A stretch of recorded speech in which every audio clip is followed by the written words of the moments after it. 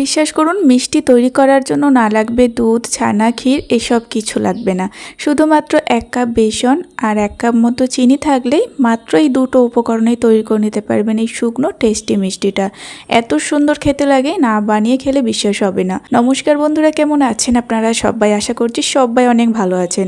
আজকের রেসিপিটা শুরু থেকে শেষ পর্যন্ত দেখবেন, আশা করি আপনাদের ভীষণ ভালো লাগবে। তো চলুন শুরু করে দিই আজকের রেসিপি।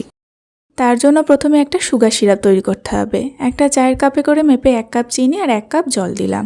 চিনি জল ভালোভাবে মিশে গেলে যখন শিরাটা ফুটতে শুরু করবে, তারপর থেকে মোটামুটি 2 থেকে 3 মিনিট ফুটিয়ে নিতে হবে। এখানে একটা একতারের শিরা তৈরি করতে হবে, একদম চিটচিটে আঠালো হয়ে যাবে সেরকম একটা শিরা এখানে প্রয়োজন। শিরাটা এখন তৈরি হয়ে গিয়েছে, এবার শিরাটাকে আমি সাইড করে একটুখানি রেখে দিলাম। এবার এদিকে কড়াইটাকে হালকা গরম করে সেই কাপের মাপ করে 1 কাপ বেসন দিয়ে দিলাম। বেসনটাকে এখন ভালোভাবে নাড়াচাড়া করে ভাজতে হবে। এই সময় গ্যাসের ফ্লেমটা একদম লোতে থাকবে। মোটামুটি 2 থেকে 3 মিনিট সময় নিয়ে বেসনটাকে ভেজে নিতে হবে, যাতে কি হয় বেসনের কাঁচা গন্ধটা একেবারে চলে যায়, অথচ বেসনটা পুড়েও যাবে না, একদম কালারটাও চেঞ্জ হবে না। সেই জন্য লো ফ্লেম রেখে মোটামুটি 2-3 মিনিট এখানে বেসনটা ভেজে নিয়েছি। এইবার এখানে দিয়ে দিতে হবে তেল অথবা ঘি। যদি পারেন তো শুধুমাত্র ঘি দিয়েই তৈরি করে নিতে পারেন, তাহলে টেস্টটা আরও বেশি বেটার হবে। আমি এখানে সাদা তেল আর ঘি মিশিয়ে মোটামুটি 1 কাপের কাছাকাছি করে নিয়েছি।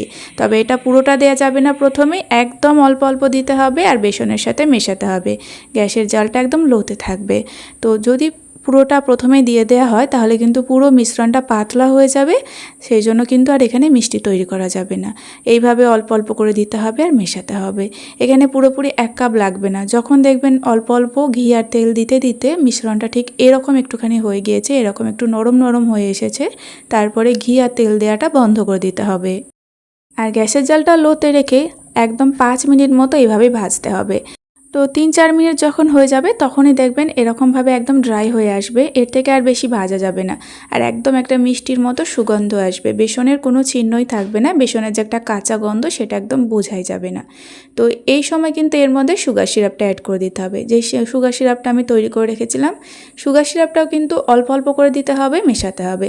সুগার সিরাপ দেওয়া মাত্রই দেখবেন টকবক করে ফুটতে শুরু করবে কিছুক্ষণ, তারপরে আবার মিলিয়ে যাবে, আবার দেখবেন মিশ্রণটা পাতলা থেকে ঘন হয়ে যাচ্ছে। যখনই দেবেন তখনই দেখবেন একটু পাতলা হয়ে যাচ্ছে, তারপরে আবারও কিন্তু নিমেষের মধ্যে ঘন হয়ে যাবে। আর একদম দেখবেন একটু ফাটল তৈরি হবে, দেখুন একটু ফেটে ফেটে যাবে। যেমনটা দিলখুশ দেখতে হয় ঠিক সেরকমভাবে এই মিষ্টিটা তৈরি করা হচ্ছে। এইভাবে অল্প অল্প দিতে দিতে কিন্তু সুগার সিরাপটা পুরোটাই দিয়ে দিতে হবে। আর সবশেষেও আমি সুগার সিরাপটা একদম দিয়ে দিলাম। এবার ভালোভাবে নাড়াচাড়া করে একটুখানি মিশিয়ে নিয়ে নামিয়ে নিতে হবে।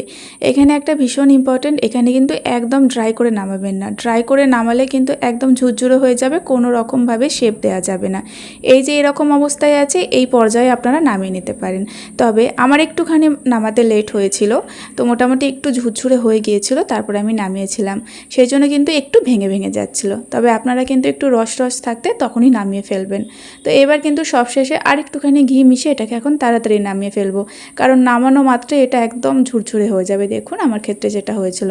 তবে অসুবিধা হয়নি, এটাকে আমি একটা গ্লাসের মধ্যে শেপ দিয়ে নিচ্ছি। আর গ্লাসের মধ্যে শেপটা দেওয়ার কারণে কিন্তু খুব সুন্দর শেপটা তৈরি হয়েছিল। এইভাবে সমস্তটা গ্লাসের মধ্যে দেওয়ার পরে আরেকটা ছোট গ্লাস দিয়ে এইভাবে চেপে চেপে দিতে হবে।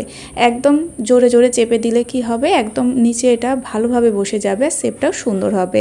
আপনারা কিন্তু চারকোনা শেপেও এটাকে তৈরি করে নিতে পারেন, তবে গ্লাসের শেপে দারুণ লাগছিল এটাকে দেখতে।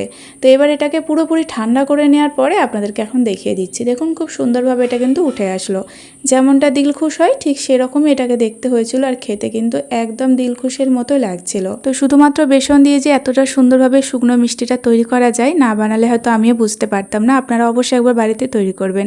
আর দেখুন কতটা সুন্দর জালি জালি তৈরি হয়েছে, যেমনটা দিলখুশ দেখতে হয় ঠিক সেরকমই দেখতে হয়েছে, আর একদম কিন্তু খাস্তা হয়। আপনারা একবার বাড়িতে ট্রাই করে দেখুন, বিশ্বাস করতে পারবেন না এতটা সুন্দর খেতে হয়। তো প্রতিদিনের মতো আজকের রেসিপিটা আপনাদের ভালো লেগে থাকলে তাহলে একটা লাইক দিয়ে চ্যানেলটিকে সাবস্ক্রাইব করে পাশে থাকা বেল আইকনটি অবশ্যই প্রেস করে রাখবেন। ফিরে আসবো নতুন রেসিপি নিয়ে। সকলে ভালো থাকবেন এবং সাবধানে থাকবেন।